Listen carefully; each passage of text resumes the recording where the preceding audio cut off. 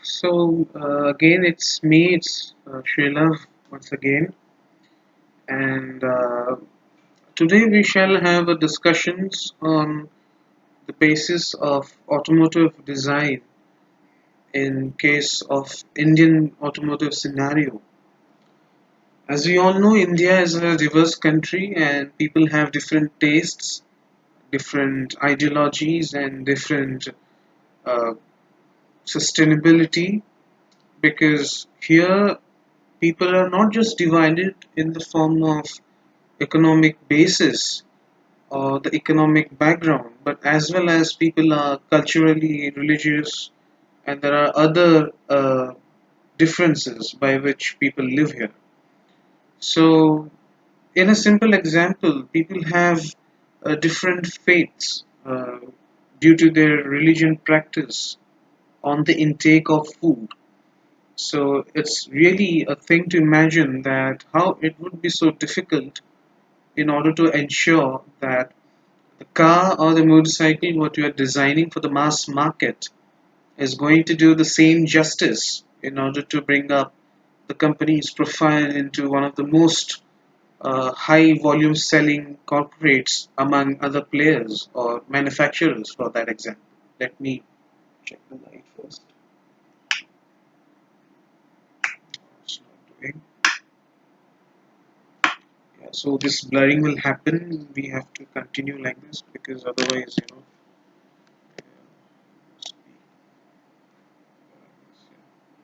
okay, so yeah, what I was talking about, like it's immensely difficult in order to design cars or motorcycles or any transportation or means of transportation for that matter, because as I already said, India is a diverse country. People have different tastes, and in order to make a single product for the mass market, it really makes a very difficult choice in order to bring up certain categories and certain basic design elements, which will definitely bring up a more complicated look out on people's minds that how they actually behave on the product what we have designed. So many a cases, let me take a simple case of commuter motorcycles we have here in India. So which motorcycle brand should we take now? It's better, why don't we take Suzuki for that matter? Now, if you see, Suzuki motorcycles are doing good in terms of their volume they are selling now, the products what they have now, and the customer base what they have created since past 3 years. But back at the time when Suzuki's Japanese subsidiary finally came to India to produce motorcycles for the Indian market, they introduced with the two variants of a 120cc single cylinder commuter bike segment. One is Suzuki Heat and the other is Suzuki Zeus. So far as the technological and design factor is concerned, there is no doubt that Suzuki motorcycles they make one of the most finest and one of the most crafted engineering marvels. And in case of 125cc singles, it was no exception. The sheer refinement of the engine, the durability, the fuel economy, what the engines were intended to design, intended to uh, perform in that way, they outperformed in all the parameters for what they were designed for. But where did Suzuki lacked in their sales volume back in at that point of time? Understand when Suzuki parted from TVS back in 2002, I guess. At that point of time, it was an agreement with between these two companies that when they will get parted, Suzuki won't be coming to the Indian market for the next 3 years, which delayed the market entry for 125cc motorcycle segment. I will be doing it in a very short span of time. I won't take a long time for that. So eventually, what happened is when Suzuki came into the market with this 125cc single cylinders in commuter motorcycle segment, by the time when they finally launched in the market in the year 2006, The 125cc motorcycle segment was already maintained by many of the manufacturers. The prime manufacturers back in the day were the same Bajaj motorcycles as well as Hero Honda.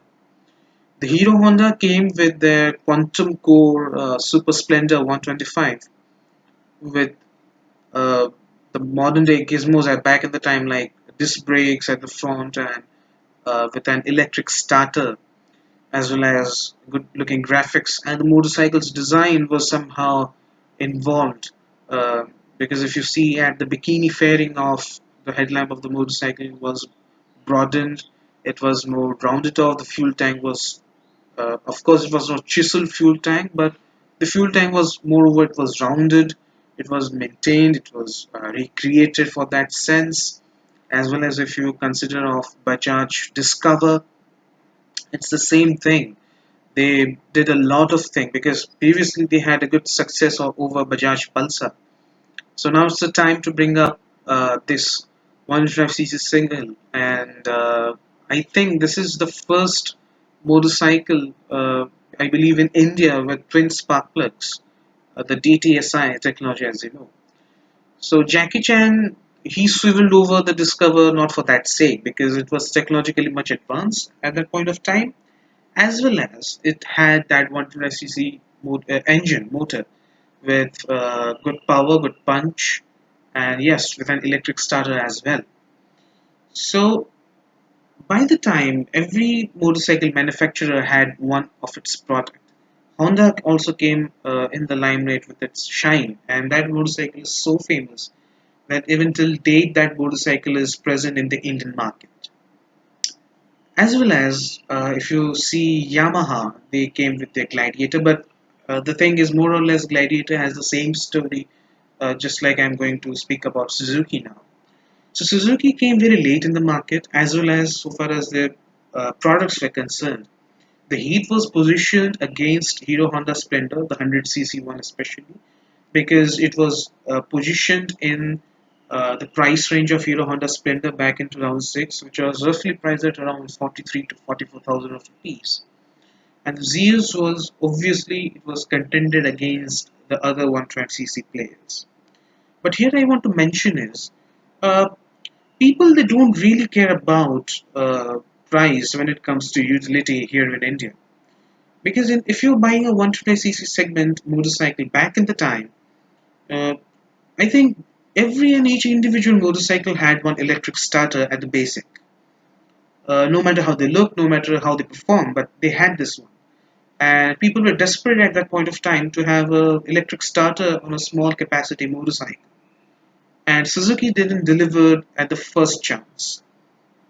The Zeus and the Heat came without electric starter, and some of the things which are not at all required, which added some additional cost in manufacturing of the motorcycle. Like for example, if you take the case of Zeus, it had a segment first gear shift indicators as well as a tachometer.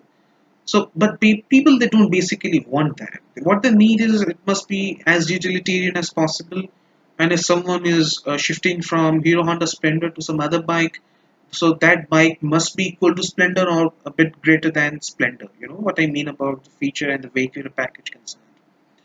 So these two motorcycles came very late in the market with some absence of essential features, and gradually Zeus picked up in the market at around 2011-12. But I don't know what was going into the mind of Suzuki's management. They brought in the slingshot, and it was a total disaster in my point of view, because at the point of time when Zeus was taking up in the market against Honda Shine, and it was quite visible if you take the case in 2011-2012.